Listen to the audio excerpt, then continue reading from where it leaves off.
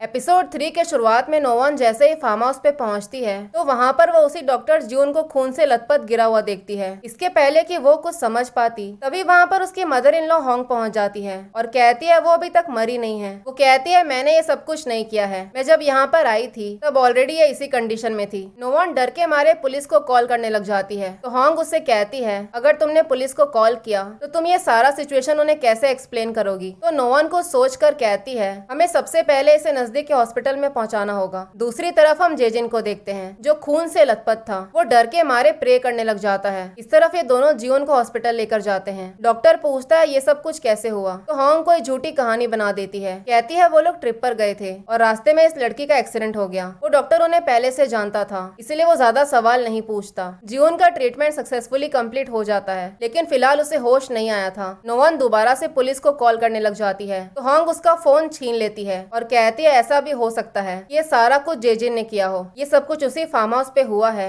जहाँ बचपन में तुम भी जाया करती थी। नोवन कहती है लेकिन मुझे तो ये पता चला था कि कुछ टाइम पहले जेजिन ने वो फार्म हाउस सेल कर दिया था। होंग कहती है मुझे भी यही लगा था लेकिन जेजिन ने अभी तक उस फार्म हाउस को सेल नहीं किया है। अब क्योंकि जियोन हमें वहीं पर मिली है तो इसका मतलब जेजिन का इन सबसे कनेक्शन हो सकता है क्योंकि वो दोनों एक ही क्लिनिक में काम करते हैं। नोवन बताती है कुछ टाइम पहले मुझे एक मैसेज आया था और साथ ही में मुझे किसी ने एक मिनिएचर भी सेंड किया था। यहाँ तक कि जेजिन के बहुत सारे फोटोज भी थे। इसी वजह से मैं वहाँ पर चेक करने के लिए गई थी। और सबसे इम्पोर्टेंट बात, जिस कॉन्फ्रेंस के लिए जेजिन पिछले 1 साल से जा रहा है उस लोकेशन पर कोई कॉन्फ्रेंस हुआ ही नहीं है। इनफैक्ट वो हर हफ्ते उसी जगह पर जाता है जहाँ पर वो फार्म हाउस लोकेटेड है और हमें जियोन वहीं पर मिली है। तो होंग कहती है तुम कुछ भी एज्यूम मत करो, जस्ट बिकॉज वो हमें वहाँ पर मिली है इसका मतलब ये नहीं है कि उन दोनों का अफेयर चल रहा है। नोवन पूछती आप वहाँ पर क्या कर रहे थे तो होंग कहती है मैं तो ड्राइव पर निकली थी। अब क्योंकि मैं उसी लोकेशन पर थी इसलिए मैंने सोचा कि मैं अंदर जाकर देख लूं। उसी हॉस्पिटल में एक वीआईपी रूम था जहाँ पर एक लेडी एडमिट थी। पता चलता है कि ये एक्चुअली में नोवन की मॉम थी। वो नोवन के डैड के बारे में बात करने लग जाती है। कहती है वो बहुत जल्दी डायरेक्टर बनने वाले हैं, उनके बिना तो वो कंपनी एग्जिस्ट भी नहीं करती। फिर वो कहती है उसकी बेटी पढ़ाई में बहुत अच्छी है, यानी कि वो नोवन के बारे में ही बोल रही थी। फिर अचानक से वो उसे गाली देने लग जाती है। फिर अगले सीन में होंग दोबारा से उसी फार्म हाउस पे जाती है जहाँ पर वो आदमी मिस्टर पार्क पहले से ही था। वो बताता है यहाँ के कैमरास पहले से डिसेबल्ड थे इसलिए जेजिन के बारे में कुछ पता नहीं चल पा रहा है। फिर वो अपने फार्म हाउस के लाइब्रेरी वाले सेक्शन में जाती है। अंदर जाते उसे अपनी पुरानी मेमोरीज याद आ जाती है जहाँ पर उसने अपने हस्बैंड मिस्टर चोई को किसी और लेडी के साथ चीट करते हुए पकड़ लिया था। ये देखकर वो होंग पे ही चिल्लाने लग जाता है। कहता है तुम्हें अंदर आने से पहले ही मुझे बता देना चाहिए था। होंग कहती है ये मेरा फार्म हाउस है, जो तुम कर रहे थे वो कंटिन्यू करो ना। ये सब याद करके उसे बहुत गुस्सा आता है। फिर हम नोवन को देखते हैं जो कंटिन्यूअसली जेजिन को कॉल कर रही थी लेकिन उसका फोन लग ही नहीं रहा था, इसीलिए वो उसके क्लिनिक पहुंच जाती है। वहां जाकर वो अपने भाई को देखती है। अपनी बहन को देखकर वो वहाँ से भागने ही वाला था लेकिन वो उसे पकड़ लेती है। पूछती है तुम यहाँ पर क्या कर रहे हो। उसका भाई बताता है वो जेजिन से मिलने के लिए आया था। वो बताता है कुछ दिन पहले वो उसके क्लिनिक आया था क्योंकि उसे कुछ पैसों की जरूरत थी लेकिन उस दिन वो काफी गड़बड़ में था। कहता है उसे किसी कॉन्फ्रेंस के लिए जाना है। जाते वक्त नोवन का भाई उसके गाड़ी में जाकर बैठ जाता है और कहता है हम लोग रास्ते में बात कर लेंगे। वो जेजिन से कुछ पैसे मांगता है जो देने के लिए वो तैयार भी हो गया था लेकिन वो इतने गड़बड़ में था इसलिए वो उसे एक जगह दिखाकर वहीं पर उतरने के लिए कहता है। और उस टाइम पर उसका फोन गलती से कार में ही छूट जाता है। उसने उसे काफी सारे कॉल्स किए लेकिन जेजिन ने फोन ही नहीं उठाया। फिर उसके बाद एक संजय नाम का आदमी उसे पिक करने के लिए आया था। वो बताता है कि वो उसके मिलिट्री का कॉलीग है और साथ ही में वो एक रेस्टोरेंट में काम करता है। वो नोवन से कहता है मैंने तुम्हें सारी बातें बता दी, तुमने कहा था कि तुम मुझे पैसे दोगी, लेकिन नोवन उसे वहाँ से भगा देती है। बाहर निकलकर उसे रियलाइज होता है कि उसका फोन तो नोवन के कार में ही रह गया। तभी उसे पता चलता है कि एक्चुअली में उसके जैकेट में एक छेद था और उसी छेद से उसका फोन बार बार बाहर गिर जा रहा था। इसलिए वो जेजिन के क्लिनिक जाकर नोवन को कॉल करता है और कहता है तुम मेरा फोन यहीं पर लेकर आ जाना। अब नोवन जेजिन के क्लिनिक जाकर वहाँ का सारा वीडियो फुटेज कॉपी कर लेती है। वीडियो फुटेज में वो देखती है डॉक्टर जियोन गड़बड़ में कहीं भाग रही थी। अब उसे कैसे भी करके सच्चाई पता लगानी थी इसलिए वो दोबारा से हॉस्पिटल जाकर जियोन का फिंगरप्रिंट यूज करके उसका फोन अनलॉक करती है। जियोन के फोन में जेजिन की बहुत सारी फोटोज थी। पता चलता है कि वो बचपन से एक दूसरे को जानते थे। अब वो कुछ सोचकर दोबारा से उसी फार्म हाउस पे जाती है। वहाँ जाकर वो देखती है वहाँ का सारा सामान एकदम साफ किया गया था। ये सब देखकर उसे बहुत गुस्सा आ जाता है। वो गुस्से में अपने मदर इन लॉ से पूछती है आपने वहाँ की सफाई करवाई क्या? आपको पता है ना कि वो एक क्राइम सीन है। होंग कहती है तुम क्या चाहती हो, मैं उस जगह को ऐसे ही छोड़ देती? फिर नोवन उसे जियोन का फोन दिखाकर कहती है आप लोग जियोन को बचपन से जानते हो, तो फिर आपने मुझे ये बात पहले क्यों नहीं बताई? होंग कहती है तुमने मुझसे कभी ये सब पूछा ही नहीं और तुम्हें क्या उन दोनों पर शक हो रहा है? तुम्हें लग रहा है कि उनका अफेयर है? ऐसा कुछ भी नहीं है। एक्चुअली में जियोन बचपन में अनाथ हो गई थी।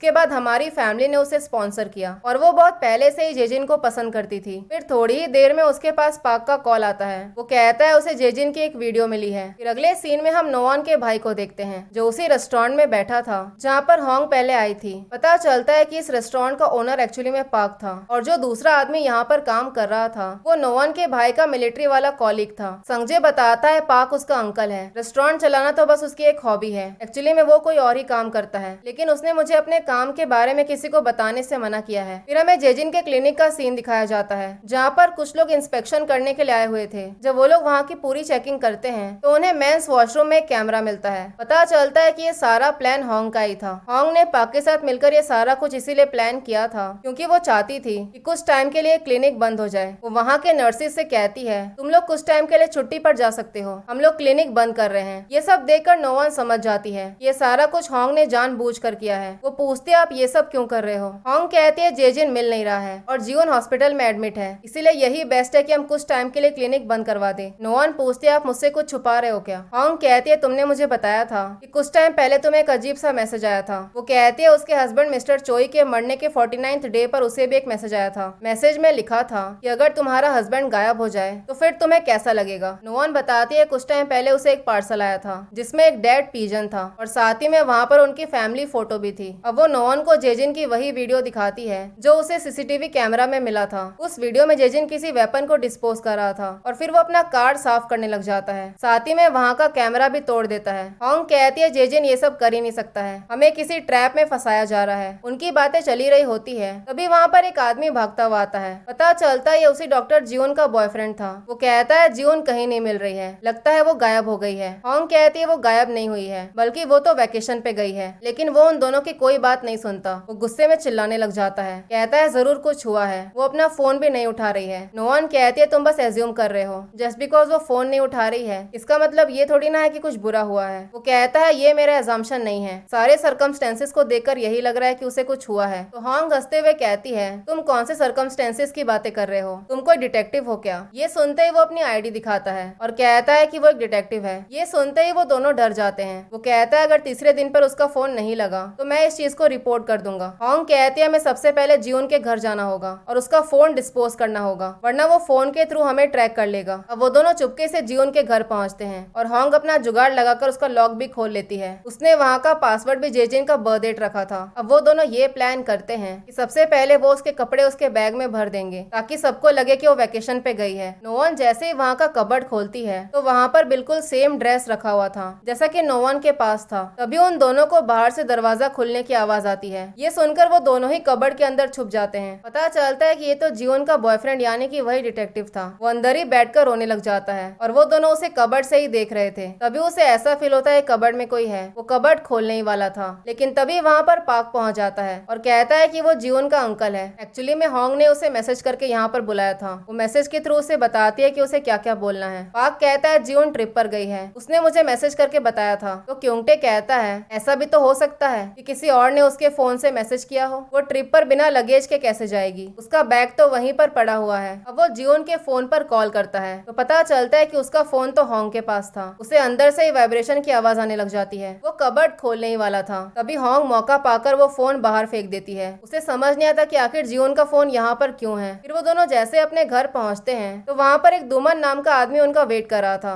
पता चलता है कि वो एक प्राइवेट इन्वेस्टिगेटर था। वो कहता है कुछ टाइम पहले मिस्टर चोई ने मुझे एक लड़की को इन्वेस्टिगेट करने के लिए कहा था। पता चलता है कि वो लड़की एक्चुअली में सेना थी जो कि नोवान के क्लिनिक में आई थी। नोवान कहती है ये तो मेरी पेशेंट है, आपको मिस्टर चोई ने उसे इन्वेस्टिगेट करने के लिए क्यों कहा था। तभी वो उन्हें एक और फोटो दिखाता है जिसमें जेजिन सेना के साथ था। वो फोटो देखते ही होंग उस फोटो को फाड़ के फेंक देती है। तो इन्वेस्टिगेटर उसे बहुत सारे फोटोज दिखाता है। कहता है मैं काफी टाइम से उन्हें फॉलो कर रहा हूँ। वो कहता है जेजिन का अफेयर चल रहा है, सेना उसकी मिस्ट्रेस है। मिस्टर चोई को नोवान की काफी फिक्र थी, इसी वजह से उन्होंने मुझे ये काम दिया था। उन्हें जेजिन पर पहले से ही शक था और सेना कोई मामूली लड़की नहीं है बल्कि वो एक विच है। जितने भी आदमियों का उसके साथ कनेक्शन था वो सारे लोग मर चुके हैं। उसने आज तक जितनी भी शादी की उसके सारे हस्बैंड्स मर चुके हैं। वो कोई मामूली विच नहीं है बल्कि वो एक विस्लिंग विच है। जब भी किसी आदमी की मौत होती है वो हमेशा विसल किया करती है। उसका पहला हस्बैंड पॉइजनिंग से मारा गया था और उस केस को एज ए एक्सीडेंटल डेथ बोल के क्लोज कर दिया गया। पता नहीं उसने ये सब कुछ जानबूझ के किया या फिर एक्सीडेंट था, लेकिन सबसे इम्पोर्टेंट बात ये है कि उसके हस्बैंड के मरने के बाद उसे इंश्योरेंस के थ्रू बहुत सारे पैसे मिले। तभी जाकर उसके बारे में ये रूमर स्टार्ट हुआ। सबको लगा कि वो दुखी है, लेकिन एक्चुअली में वो विसल कर रही थी और उसका दूसरा हस्बैंड पानी में डूबने की वजह से मारा गया और वहाँ से भी उसे इंश्योरेंस के बहुत सारे पैसे मिले। लेकिन तीसरी बार उसने शादी नहीं की और वो आदमी जलकर मारा गया। तीसरे आदमी की इंश्योरेंस की भी नॉमिनी वही थी, इसीलिए उसे वहाँ से भी बहुत सारे पैसे मिले। ये सब सुन के हॉन्ग टेंशन में आ जाती है। वो कहती है मुझे उससे पहले ही हैंडल कर लेना चाहिए था। नोअन कहती है आपको ये सब पहले से ही पता था। इन्वेस्टिगेटर कहता है ये सब यहीं पर खत्म नहीं होने वाला है, जेजिन की जान भी खतरे में हो सकती है। नोअन उससे पूछती है आपको ये सब कुछ कब से पता था, इसी वजह से आप फार्म हाउस पे गए थे। हॉन्ग बहुत पैनिक हो रही थी। वो कहती है उसे पुलिस को सब कुछ बता देना चाहिए। नोअन कहती है पुलिस को कैसे समझाओगे, उनसे क्या बोलोगे कि आपका बेटा किसी और लड़की के साथ भाग गया। हॉन्ग कहती है उसका बेटा एक विच के साथ है, क्या तुम्हें उसकी फिक्र नहीं है, अगर वो सच में मर गया तो। नोअन कहती है मुझे उस पर बहुत गुस्सा आ रहा है जो ऐसी घटिया लड़की से प्यार कर सकता है। हॉन्ग कहती है उसका बेटा बिल्कुल इनोसेंट है, उस लड़की ने उसे जरूर बेवकूफ बनाया है। नोअन कहती है आप सही बोल रहे हो, वो इतना इनोसेंट है कि उसने 1 साल तक मुझसे ये सच्चाई छुपा के रखी। आज तक मैंने जो कुछ भी अचीव किया है मैं उसके जैसे आदमी के लिए बर्बाद नहीं होने दूंगी। हॉन्ग पूछती है तुम करना क्या चाहती हो। नोअन कहती है इसके पहले कि वो विच उसे मारे मुझे खुद ही उसे मार देना चाहिए। और इसी सीन के साथ एपिसोड 3 यहीं पर खत्म हो जाता है। अगर आप लोगों को मेरी एक्सप्लेनेशन पसंद आई हो तो आप लाइक शेयर और सब्सक्राइब कर सकते हैं। Thank you for watching.